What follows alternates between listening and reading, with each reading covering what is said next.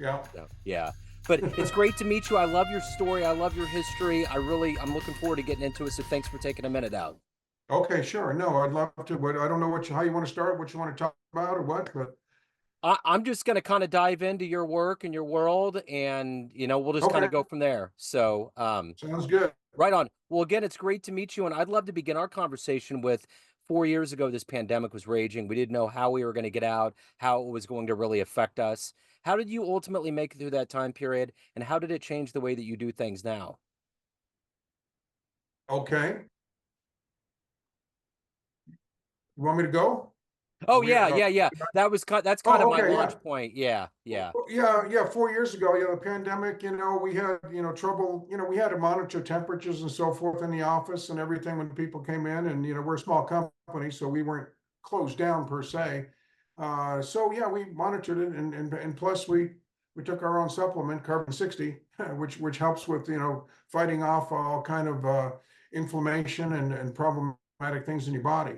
So yeah, it was a tough time to get through, but and it still is, it's still things are shut down or, people are cautious, sheddings out there and all kinds of problems. They're shedding that spike protein. So that's quite a bit of a problem. So, being involved with NASA, this next question should be pretty easy and you would be a hit. If I put you in front of a bunch of grade school kids at career day and one of the kids said, "Hey, what do you do for a living?" How would you explain to them what you do for a living? Well, I studied as a materials engineer. So I study material science, the property of different materials, like what temperature does steel melt at? How strong is it? What's the optical properties, the reflective qualities of all different kinds of materials, mostly the non-metals. Metals are pretty much old hat. They've been around for a long time, so their properties figured out, but plastics are fairly new.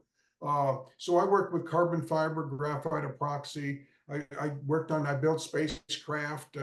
Different, different, parts of spacecraft. Structures, the carbon fiber structure of the spacecraft. Um, I built on. Then I left the aerospace industry and went into health and human performance. I got tired of making bombs of mass destruction. I call them. Components for something. You don't really know what you're working at when you're working on the aerospace business because they only give you a certain small section to work on, and that's all your limited view. You kind of know, but you don't know all the details. And I got tired of working on those things of mass destruction or whatever you want to call them, or lasers in space or whatever they are. And so I went into health and human performance, and I put a few athletes on the top of their game. So, when you were in the third grade, was your dream always to get into NASA, or what was your dream?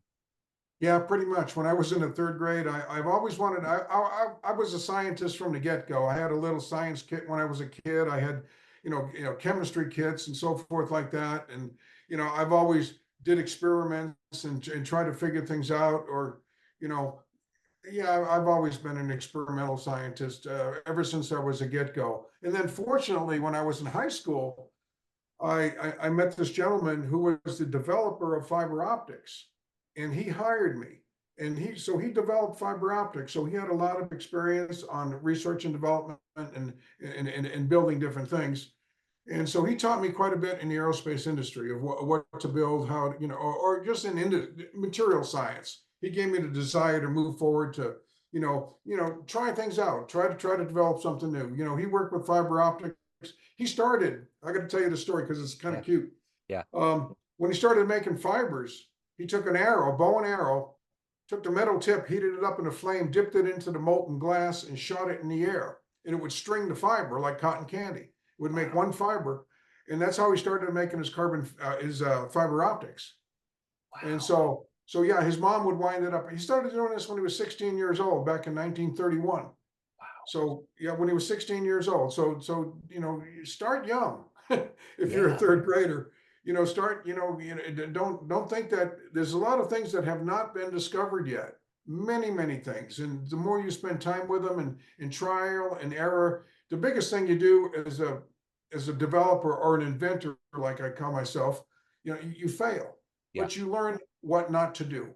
And once you learn what not to do so many times, you don't do those things, and you finally stumble across the proper thing to do to get you your end goal. So trial and error is a big experimental process. So how did you finally land at NASA? How did that all come about? Well, I worked in the aerospace business. I worked at Lockheed Missile and Space at Sunnyvale, working on the shuttle tiles. I was a process engineer there. I also worked with carbon fiber. And then I left there and I moved to Colorado because I like to ski. And so I found an aerospace company that was in Colorado. And I said, oh, okay, well, this works. I'll go work there in ski Colorado. And in doing that, they said, well, we got a project down at NASA down in New Orleans. So that I went down there on a temporary basis to work down in New Orleans, and I was like the lead engineer, the point engineer to go down there when they were scaling up the shuttle from one launch a year to 6 launches a year. The external tank, that's what they were working on down at NASA. That was that particular project, was the external tank, the big tank, the one with all the foam around it to keep the liquid nitrogen and cool on the inside. Liquid oxygen, excuse me. Keep everything cool, all the propellants. And of course, when they shoot it off, it heats up going up because there's friction going through the air. So they needed to keep everything insulated. So I worked on some of the thermal protection systems for the external tank for the shuttle, the big tank, 27 feet in diameter and about almost a football field long. They're and you go into one room and there's 5 of these things lined up. So you can imagine how big this room was. Yeah. I mean, you need to bike. They had bicycles on guard, standing by. So you grab a bicycle, you bicycle over to the next building, which was probably, quarter mile, half mile away. Yeah. So yeah, that was a standard mode of transportation. Had a little basket on the front of your bike, put your stuff in there, go over to the Yeah. next building. Wow. That's fascinating. So who's been a hero? Who's been an inspiration for you in your work? I would say the guy with fiber optics, Harold McDonald. He's been a big inspiration. You got all kinds of people. Edison. You got Tesla. You got so a lot of the physicists and so forth like that have been out there. On the cutting edge of science. Yeah, they're all inspirations. Everybody that works in the science field. If you So. could go back in time and see one of these scientists in their native world doing their work and just watch them, just to see what they're doing, who would you love to have laid eyes on? Well, I think one of the better ones out there, or the best one, is Tesla. Although I'm not electrically orientated, I'm mechanically orientated. But he was such a brilliant man and he basically the founder of electricity and actually made it work and how it works and his different coils that he had and everything that he did. So he was one of the big inventors. Or also Elon Musk. I got to give him credit for what he's doing. He's brilliant man, but his brain never turns off. And yeah, that's what happens it happens to me too. You start thinking about something, you don't get to sleep. You just want to work and get this problem solved. Yeah, for Yeah. sure. So let me ask you this. What is it every day that motivates you to do the work that you're doing? You're doing what most people would consider difficult work that's influencing a lot of people. What is it that gets you up every day? And then also, what is that gas in your tank to evolve as a human being yourself? Well, what I'm working on now is the carbon 60 project, which gets rid of free radicals and toxins in your body. And I've been doing that for 12 years now. And it helps people. It helps people with their health issues. Whatever the health issue is, they put it on topically or they take it orally, and it benefits them. And I get on the phone with people and I'll talk with them for 45 minutes. I mean, that's probably my average phone call. And it's really interesting to me to explain to them how and why carbon 60 works at getting rid of free radicals and toxins in your body and how it improves your health issue. And once they see that aha moment in their brain, and they can understand why and how it works, that's what's inspiring to me. And that's what drives me to get on the next phone call and tell the same story again. I've told it thousands of times. And you know what? You think I'd be tired of doing it, but no, I'm not. When you actually see people turn around part of their life or most of their life with a simple product, well, it's not a simple product. It's a complex product, but complex process how to make it. But yeah, it's very inspiring. So talk to me about Carbon 60. How did this come about? How has it evolved? How has it gotten to this point with you looking over it for 12 years? Well, I'm an inventor and we needed some carbon 60 for an experiment. And working with carbon now for over 4 decades, I go, gee, I think I know how to make that carbon 60. It's a small molecule. It's made out of 60 carbon atoms, hence the name carbon 60. And Yeah. it looks like a soccer ball. You can see one. I've got a model of one here. Yeah. And so these are the carbon atoms, and they're all joined together with hexagons and pentagons. And that forms a spherical shape. It was discovered in 1985 and Nobel Prize in 1996. So it's got a lot of publicity, and people are looking at it. They like the cage-like structure. They want to put something inside of it for different purposes, like a Trojan horse for delivery of medicine into your body and so forth. But you really want to use it by itself. But so I have a laboratory. I've had a laboratory since I was a kid. I was a scientist, like I said, when I was a kid. And I went to my laboratory, and not looking at how other people manufacture carbon 60 or produce it or convert it, I went on my own and said, this is how I think I'm going to do it. Theoretically, it should work. I'm a theoretical scientist that puts it to practical application. I build a lot of stuff. And so I built the machinery to produce it, just to let, just to give you a little bit of an idea how it's manufactured. And so I produced some carbon 60, or what I thought was carbon 60, and I filled the room up with a cloud of dust. And I'm in there breathing it all day. And I didn't know whether it was safe or toxic. I didn't know it was the beginning. So I thought I might have toxified myself, which I did not. I went up, so I went home that evening after breathing it for 6 or 8 hours and filling the room up with a cloud of dust. I I went home that evening and started reading about carbon 60, all about the properties, and realized it was going to be a healing molecule. And that with the fact that it's a very, very small molecule and gives up an electron. And so once we started, once I realized I had no negative effects, I had a cleansing effect in my body, but that's only my personal feeling. But I had no downside, no negative effects, no nothing by breathing all that carbon in. If it was toxic by any means, I would have noticed something because I took quite a bit of it into my lungs, I'm sure. Uh, so then we just continued with it and said, well, look at, there were two people selling it as a supplement, but they used a solvent extraction technique, which had some contaminants in it and very large particles compared to ours, which are tiny in comparison. And so there were two companies, one in Czechoslovakia selling it and one in California selling it. And I said, well, gee, these people are selling stuff with solvents in it. I said, mine's clean. And I looked at the results that they were having. I said, well, gee, I had no toxic effects with my product and some positive results. So I decided, well, shoot, if they're selling a supplement, being an inventor and an entrepreneur, I said, well, I'm going to start manufacturing a supplement. So I tested a various different types of oils to carrier oils. A lot of people use olive oil as a carrier, but we use sunflower oil because it has a low um, omega-6 content, much lower. So you don't want that's why you get the seed oils are getting a bad rap right now because they have most of them have a high omega-6 content, which is what you don't want because you want your ratio of omega-3 to omega-6 to be a certain value, and you don't want too many omega-6s. And so, but the one we picked out, so I studied all the oils, tested them, and found out which one had the best properties. And so we use that as a carrier for the carbon, so basically we put it into the oil, we mix it up, we bottle it, and I started giving it to friends and family, and seeing the results with it, or putting it on topically on people, and seeing it was amazing. Matter of fact, I had two employees working for me, and they said, "Nah." I get on the phone and I'd come back and talk to them, and I said, "You can't believe what this guy," and they said, "You're making that up. That's too far fetched." So I said, "Huh, next time the phone rings, be quiet, come over here, stop what you're doing, put it on speakerphone and let them listen." And they go, oh my gosh, 10 times in a row, for people just going ecstatic about the product and how it's helping them and helping with their health issue. Um, so they jumped on board. And so we started a company and we've been going ever since. So Wow. we ship it all over the world, visit our website. Yeah, c60.com. You don't have to put the dash in there. We bought a new URL, c-60.com or c60.com. Go there and take a look at all of our testimonies, and I'm sure it will help you with your health issue. Absolutely. So, what in your life, what's the best advice you've ever gotten as a scientist and a businessman?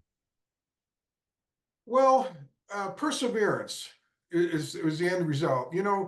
If you want to try to do something, you can do probably pretty much anything you want if you put your mind to it. You can land a rocket on Mars if you want to, if you put your mind to it. And somebody's about to do that, or they've got one orbiting Mars, anyways. So there's a lot of things. If you know, perseverance, keep going, don't give up, believe in yourself. You know, you don't have any limits. There's a lot of things that we have not seen before that have not come to fruition. So if you have an idea, you think something's going to work, you know, keep at it. I'm sure you'll make it happen or make it work. You know, because I believe most things are possible if you really put the effort into it and make them happen.